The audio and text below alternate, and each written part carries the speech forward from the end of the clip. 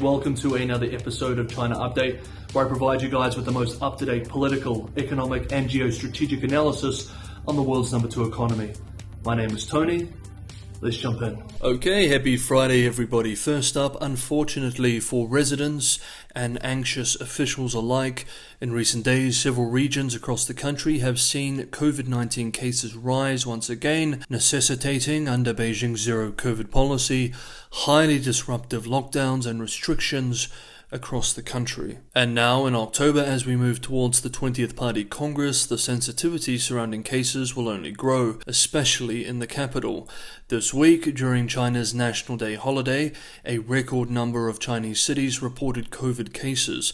According to data from healthcare data provider Yidu Cloud Technology Co. Limited, 134 city-level areas across 31 provincial-level regions reported new COVID cases this week, the highest number since the pandemic began. These areas have all implemented lockdowns and restrictions of varying degrees and sizes, with some lockdowns being city-wide, while others are limited to buildings or sub-districts only.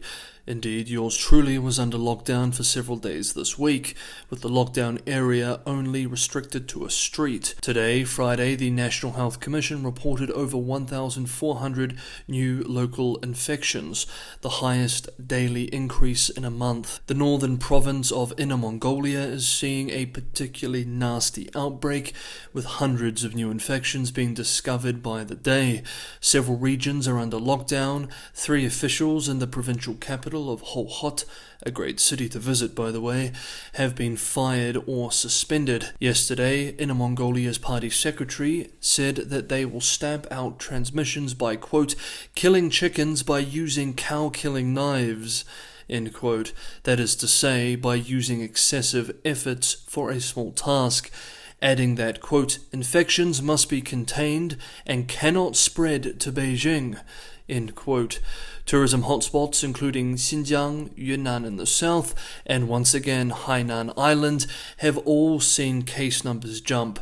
Parts of Hainan's provincial capital have ordered local residents to stay at home once again, just weeks after lifting the last lockdown. Xinjiang has suspended all passenger train travel, and on Wednesday this week, according to airline data tracker Veriflight, only 3% of the regional capital, Urumqi's scheduled flights were allowed to take off. At least 15 provincial-level regions, including Beijing, Shanghai, and Guangdong in the south, have reported cases coming from Xinjiang. We should expect tough restrictions to stay in place until after the sensitive 20th Party Congress later this month at the earliest.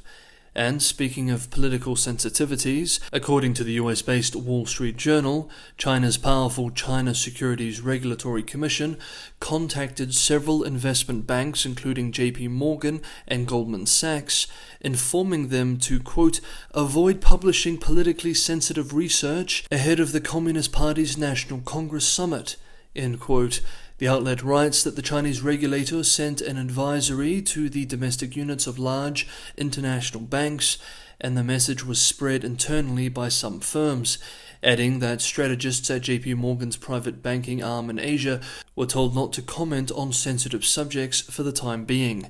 The China Securities Regulatory Commission denies the Wall Street Journal report, however, commenting to the journal, quote, the content of your inquiry is not true, please do not spread it.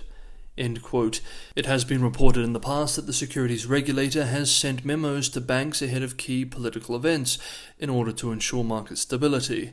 But this year in particular, both the international and domestic Chinese economic conditions are considerably poor. Now on that theme, and last up, let's move through several important economic updates, most of which build on previous topics and stories which we have explored in past episodes. Hey guys, if you're enjoying this episode of China Update, don't forget to hit the like button, and anyone who wants to go the extra mile and help me keep China Update sustainable, Patreon and Buy Me a Coffee links are in the description below. This is one of the best ways to help me continue making these episodes every day for you guys. As always, thank you so much for the ongoing support. First up for the economy, Chinese financial media outlet Yicai writes, citing sources, that Fosun Group, Fosun in Mandarin is close to receiving a 15 billion RMB, $2.11 billion bailout loan from a group of banks in order to help the massive private conglomerate through a short-term cash crunch. The loan completed reviews by participating banks, including state-run Industrial and Commercial Bank of China and China Minsheng Bank, and is pending final approval. The first tranche of funds is expected to be released this month, and the loan will go to Fosun International Limited, the group's main investment arm. We remember that the mega firm's debt and liquidity levels raised investor concerns after Beijing's municipal government cautioned state-owned enterprises about the potential risks of doing business with the private conglomerate back in September. Fosun invested in a huge number of businesses, especially in real estate, so we can understand why there is now concern for the large conglomerate. Recently, Fosun International reduced its holdings of Hong Kong-traded shares of New China Life Insurance Co. Limited. A subsidiary, Fosun Tourism Limited, has disclosed that it will soon sell down its stake in the Club Med resort chain.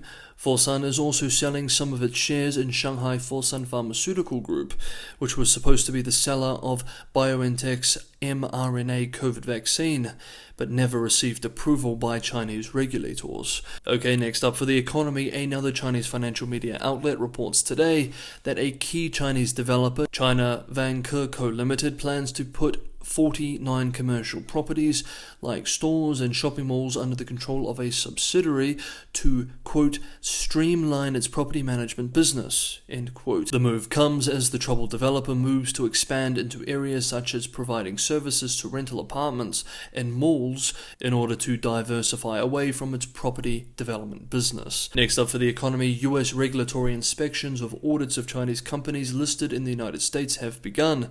We remember in August, Washington and Beijing agreed to allow US regulators to inspect China-based accounting firms that audit New York-listed companies. This was a compromise to end an ongoing dispute which risked 200 Chinese companies from being kicked off US exchanges. The inspection process is in the early stages, and analysts warn that it will take months to complete. But we will be watching the process and the outcome of the inspections very closely going forward. And finally, for the Chinese economy, let's end on something a bit more positive. The recently published Caixin BBD New Economy Index, which is written in collaboration with the National School of Development at China's prestigious Peking University, Caixin Media, and Chinese big data research firm BBD, showed so-called new economy industries accounted for 30.3% of China's overall economic input activities, an expansion over last month. Now, this means that the contribution of high value-added industries such as biotech to China's total economic inputs expanded in September. The report accompanying the index results explains that the growth in the index was fueled mainly by a rise in the sub-index for labor inputs, which measures employee income and the number of positions in the new economy industries. Of the 10 tracked industries, the new information technology industry remained the largest contributor in September, making up 8.3 percentage points of the index reading. The contribution of the so-called culture, sports and entertainment industry ranked second at 4.2 percentage points. Okay, that is today's episode of China Update. Thank you so much everybody for watching. I'll see you all tomorrow.